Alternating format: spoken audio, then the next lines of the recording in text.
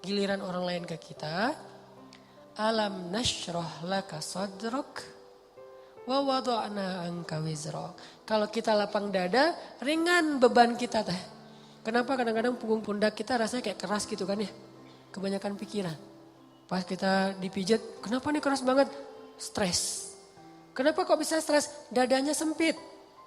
Orang yang dadanya sempit, satu kesalahan orang aja udah bikin dia nyesek. Tapi kalau dadanya lapang, kesalahan-kesalahan orang itu gak bikin dia nyesek karena masih lapang.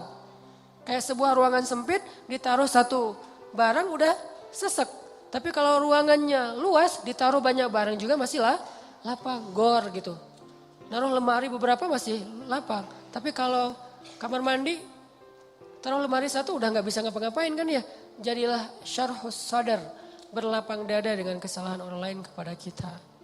Sehingga kita gak gampang nyesek, kita gak gampang stres, kita gak gampang nyimpen, gak gampang sakit punggung kita. Kayak gitu Allah bilang, alam nasyrah laka sadrak. Kalau udah lapang dada, wa wada'na anka wizrak, kami turunkan beban-beban kamu. Alladzi anqadha dhahrak, yang memberatkan punggungmu. Caranya gimana? Fa inna ma'al usri yusra. Inna ma'al usri yusra, fa idza faraghta fansab, wa ila rabbika farghab. Itu kan ajaran supaya syarhus sadar. Pasti ada kebaikan di sini, pasti ada kebaikan di sini. Minta aja sama Allah, minta tolong kepada Allah, maafkanlah dia. Supaya kita enggak angqadha dhahrak, enggak memberatkan punggung, enggak jadi berat sendiri gitu. Jadi stres sendiri, jadi kayak terbeban sendiri. Ini kalau orang kepada kita, kayak misalnya cara lapang dada itu kayak husnuzon, salah satu yang paling penting. Kadang-kadang kan kita suka baper sendiri ya. Ada yang ngomong apa, chat di grup, kita ngerasa kayak di spam gitu. Wah ini gua banget nih yang diomongin, padahal enggak. Bukankah kita sering dengerin khutbah atau ceramah seseorang ustadz itu, kayak ustadz itu kenal kita banget? Kok ustadz itu jadi tahu masalah saya sih? Enggak, dia enggak tahu masalah kita. Allah yang menuntun lisannya karena pengen menasihati kita lewat dia. Tapi dia nggak tahu, jadi jangan kegeeran, jangan baper sendiri. Wah Ustaz ini pasti ngomongin saya nih. Enggak, Ustaznya juga nggak tahu masalah kita. Karena ada beberapa kasus yang saya pernah kayak gitu, saya lagi ngomongin apa, terus tiba-tiba ada jemaah yang kayak tersinggung. Wah Ustaz ngomongin saya nih di depan umum, siapa juga orang saya nggak kenal orangnya. Kenapa kok persis, saya juga sering kayak gitu kan, udah 2 tahun ini kan saya nggak khutbah Jumat nih. Kenapa gak khutbah Jumat? Salah satu alasannya saya pengen Jumat itu privasi waktu buat anak laki-laki saya. Karena dia sekarang udah 3 tahun, saya kasih jatah pokoknya Jumatan harus di Cihanjuang bareng Yahya. Karena saya pengen dampingin dia ke masjid hari Jumat. Alasan kedua, ada penyakit ustadz yang dulu pernah saya alamin. Apa penyakit ustadz? Keseringan ngomongin menasihati orang, jarang dinasihati. Nah saya pengen Jumat itu waktu saya mendengar nasihat buat diri saya sendiri. Awal-awal itu benar kerasa. Pas pertama dengar khutbah orang, apaan sih ini kayak gini ngomongnya. Ada tuh ego-ego ustadz kayak gitu tuh muncul tuh.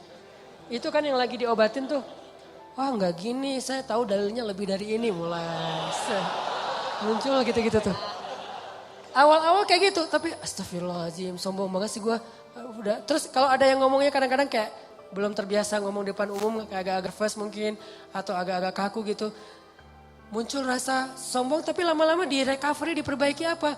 Kalau saya menghargai dia walaupun gak bagus, nanti orang akan menghargai saya ketika saya gak bagus performnya.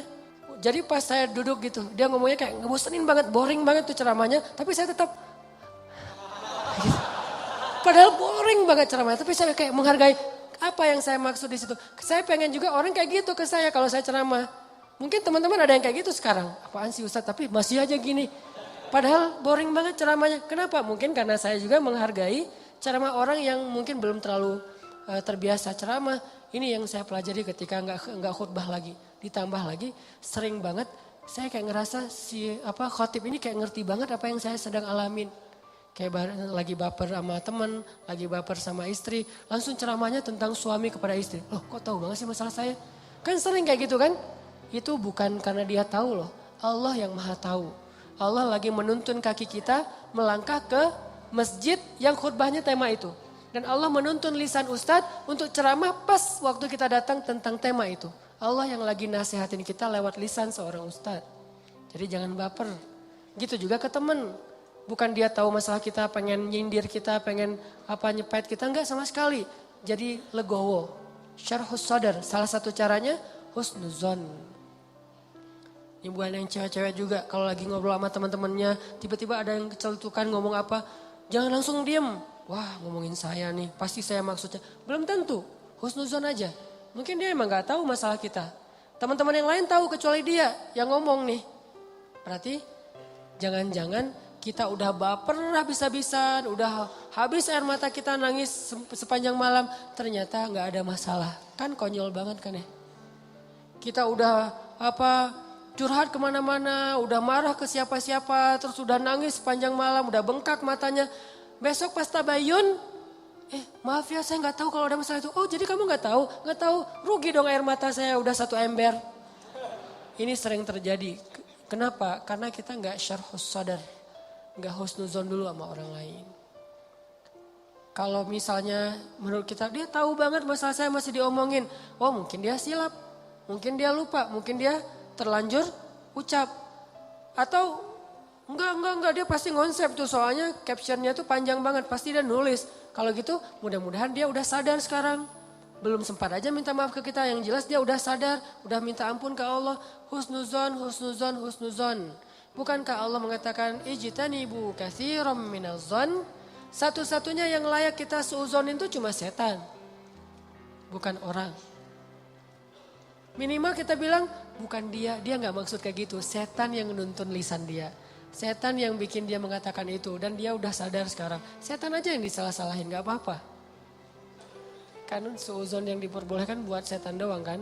Kayak Nabi Yusha ketika lupa masalah ikan dengan Nabi Musa pas nyari Khidir. Apa kata Nabi Yusha? Wa ma ansanihu illa syaitanu an adzkurah. Maaf ya Nabi Musa, tidak ada yang buat saya lupa kecuali syaitan. Jadi yang dikambing hitamkan oleh Nabi Yusha adalah setan.